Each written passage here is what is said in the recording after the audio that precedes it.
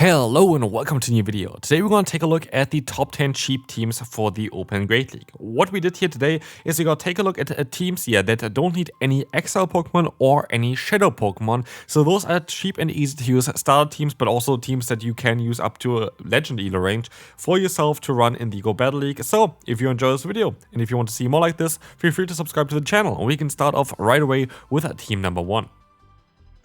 Which is going to be a team here around Jellicent and the double fairy backline. Most of those teams very likely going to be very good as well still in upcoming seasons, so definitely something that you can take a look at for that as well. But Jellicent currently is one of the most broken Pokemon in the game.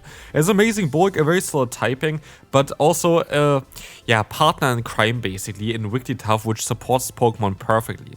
As Jellicent itself is going to be weak to Dark and Ghost typing, we have with Wigglytuff a Pokemon that can really easily deal with those Pokemon. And here, as it says up, we have Florges, which we're going to see in a different team as well later on, where we kind of utilize the coverage that this Pokemon has here. As it says up, you're going to have access to Chilling Water, and with like a Water type in the lead, you a lot of times bait out a Pokemon that is weak to the Water typing with your Say-Up, and he's still going to be able to punish them with Florges, which is fantastic. And on paper, this team is actually absolutely fantastic as well. The one weakness is here kind of the Steelix, which you're still going to be able to deal with though with your team, as you have still 2 times Water type coverage. The Maestro is going to chunk away. The issue is that Thunderfang is going to be a bit of a problem with the Steel type here.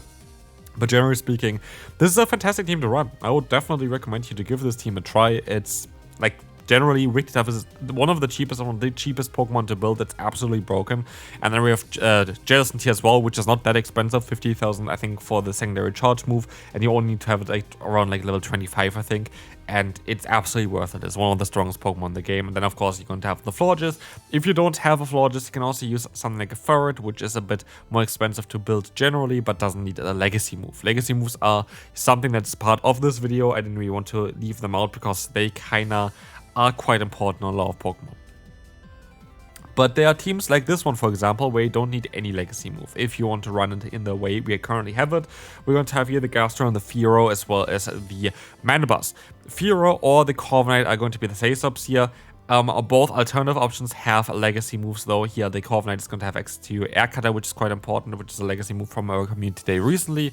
And then we have Incinerate on the Talonflame. But if you play PvP anyway, you're going to be able to gain 1 elite charge and 1 elite fast TM every season from PvP anyway. And especially fast TMs are quite rarely used, as there are not a lot of good fast moves that need them. Incinerate is one of them that you can definitely use on the Talonflame. It's absolutely worth it. And this team again is going to be very, very solid.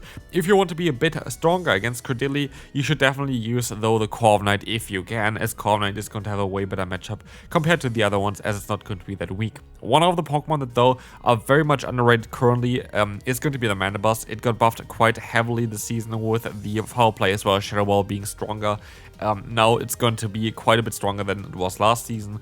But because currently, while recording this video, it's an interlude season, you can still watch this video afterwards, still mostly going to be very relevant. This is going to be a Pokemon that not a lot of people are running just because it's quite lame, but it's so overpowered, absolutely worth building still. Next up, we have kind of my favorite core currently, which is Doublade and Lickilicky plus a Dark type in the back. That's kind of what I like to see. And honestly, I kind of want to make a team around Zweilous anyway, and Zweilous is like one of those super underrated Pokemon that a lot of people are not really running right now, and not really for good reason. Honestly, like Zweilous is such a strong Pokemon. We see it even here in the rankings. You don't need a Shadow Pokemon, by the way, again, for any of them. There are sometimes Shadows alternative available, like here, for example, there's also Shadow Zweilous, which you can run as well if you want to. But generally speaking, this video is designed for you to have teams that are cheap to build, for you to try out. By the way, as well, for the players who maybe are new to it, the second Pokemon is always your Say-Up. So if you have a bad lead with Doublade, you want to swap out into your Lickilicky, not in your Zweilous, and just like play out the matchups then. That's kind of the way to go. I will make videos still in the future as well towards specific circumstances going to help you, like mistakes that you can avoid as well for the future. So definitely stay tuned, subscribe to the channel, and we can move on to team number 4. which is a team I only yesterday, made a video towards, which is going to be Gastrodon, the Togekiss, as well as the Clefable. If you want to see a video towards it, definitely check it out. It's going to be mostly linked in the end card as well, so yeah, you can just stay tuned for that one if you want to see on how this team functions. But this team was absolutely broken. I enjoyed this a lot. I think Clefable is a fantastic pick in the current meta. The only real weakness is Jellicent, because you don't hit it really nicely with Gastrodon or Togekiss, because yeah, always feels like the main damaging move of Togekiss. You have to hit it with Psyshock. You still do damage with all three of the Pokemon, but because Jellicent is so strong just neutrally, it's just tough to deal with sometimes. But like, this is a fantastic team. Again, I made a video about it. Check the video out. Just showcases on how powerful the team actually is. Alright, we have Wigglytuff, we have Grumpig, we're going to have Annihilape. This is, again, here, if you have Shadow Annihilape, use Shadow Annihilape, but it's not needed. It's absolutely not necessary to go for the Shadow version of this Pokemon. Yeah, Wigglytuff in the lead currently is very, very strong. Grumpig is an underrated pick. Literally an underrated pick. But as you see here, this is going to be an interesting Pokemon, because what we have here is a Wigglytuff Pokemon that's very solid against, like, yeah, Dark-type Pokemon. You still have coverage with them, though, with the Dynamic Punch on the Grumpig. And as there are currently quite a lot of Bastion, quite a lot of Normal-type Pokemon around, I want to have double coverage for that. So, if you have a Bastion Elite, you can swap out into your Grumpig, have still Dynamic Punch to threaten them out, but you have also still your Annihilape in the back, which is the harder answer to that. So, basically, what we can try to utilize in this team here is Grumpig's coverage move of Dynamic Punch, which honestly makes it a very interesting pick for the current meta, literally. And we can move on to the next one. Team number 6 is going to be something that I kind of maybe did here for the community day that's coming up very soon. Maybe if you see this, the community day already happened. But we're going to have a Ninetales team here with the Jellicent, the lone Ninetales. As a say-stop, you can use Chilling Water when the community day has happened. Right now, Dazzling team is better. And the Abomasnow in the back, that's a double Weather Ball team, a double Powder Snow Weather Ball Ice team, basically.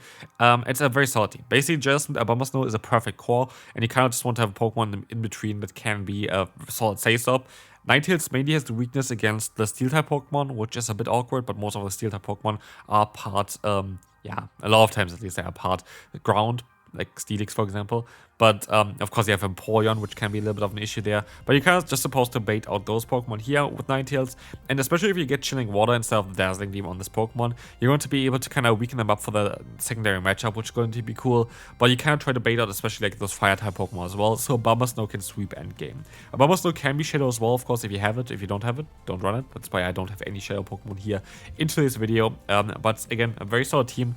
No XL candy needed, no legacy moves needed, no shadow Pokemon needed, just Pokemon that, yeah, Ninetales gonna have a community day. Jellicent has been around for ages, Abomasnow has been around for ages. Pokemon that you should have in your storage already. Alright, next team. That's kind of like my signature team of this season, kinda-ish, but here we have a little bit of an adaptation because I enjoy Gourgeist quite a lot recently. The Gourgeist is a fantastic Pokemon.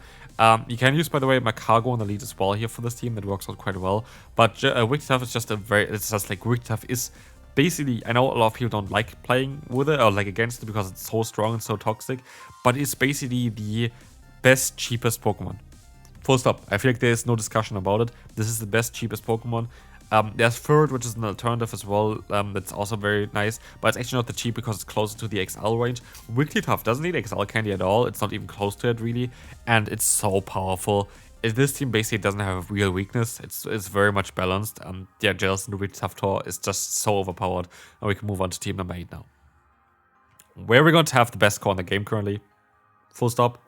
After the Dedenne being nerfed this season, this core is just so broken. I see so many players play it. It's just the most broken core that you can have right now. Empoleon and Altaria is just broken. This with Florges in the say-sub position. What can I say? Like, what can I say? It's just the most overpowered core. Yeah, like it's easy because like Empoleon covers every weakness that Altaria has. Altaria covers every weakness that Empoleon has, and with that, it's just such a difficult thing to kind of break apart. And honestly, it's just such a good team to run. Team number 9 here, we're going to have the Talonflame, we're going to have the Florges, and we're going to have in the back the Morpeko. Morpeko is of course also not needed, like the alternative options here. Here, Talonflame, there's not really a big alternative there. A Talonflame is just kind of unique in what it can do. Shadow one is also very good in this scenario, but we've been playing this team kind of multiple times already with the non-Shadow one. Non-Shadow Talonflame is absolutely fine as well. But yeah, basically what you want to do here as well is use definitely elite fast teams on Talonflame. It's absolutely worth it to get Incinerate. It's such a strong fast move. We have Florges as a save stop here, or Cradily. Both of them are going to be cheap and easy to build. No legacy moves, no nothing. They're going to be also weak to fighting type moves, while still being able to kind of hit back as well with neutral damage against most of the current fighting type Pokemon, which is fantastic, which makes them a very solid save up here because they have 2 Pokemon in the back as well. They're also weak to fighting type Pokemon, but they're really weak to fighting type Pokemon, and you kind of can, cover up those weaknesses there. Altaria is only really a weakness for this team if you run Morpeko and stuff, Abomasnow, but they all kind of work out really well together. And this is going to be it for team number 9. Let's move on to the final team.